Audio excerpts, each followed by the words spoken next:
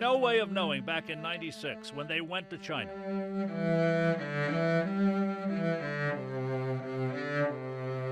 That it would all turn out this well, this beautifully.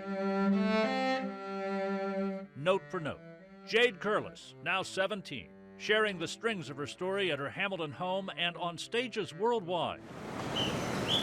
The prelude to her remarkable journey had its beginnings 17 years ago and 8,000 miles away, when the Curlises, Dennis and Robin, finally get to see her, traveled to China to adopt.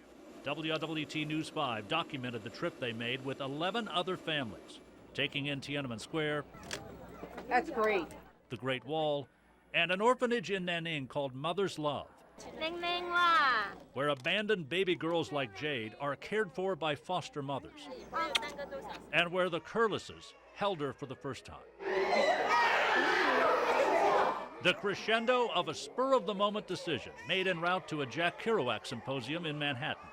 When we were getting ready to get off the plane, there was a New York Times, and it was opened up, and it said Chinese adoption. So we just looked at each other and said, hey, let's do that. And here we are right now.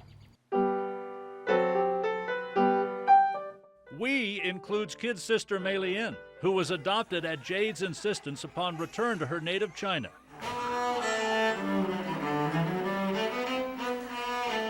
At age 7, when she performed at the orphanage she had only heard stories about.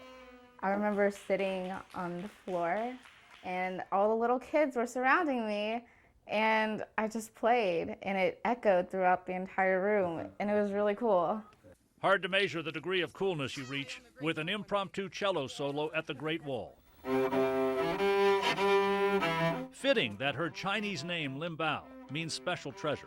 Her life would have likely played out in a much different and more limited way had Dennis and Robin not embarked on what they now refer to as Jade's journey, their bond with the other families unbroken to this day.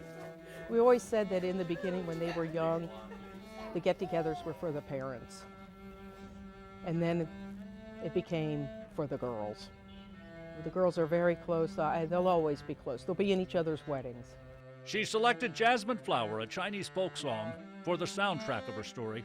Tradition tells us the piece celebrates the sharing of beauty, something the Curlises must have felt years ago as the musical scale of their lives changed forever.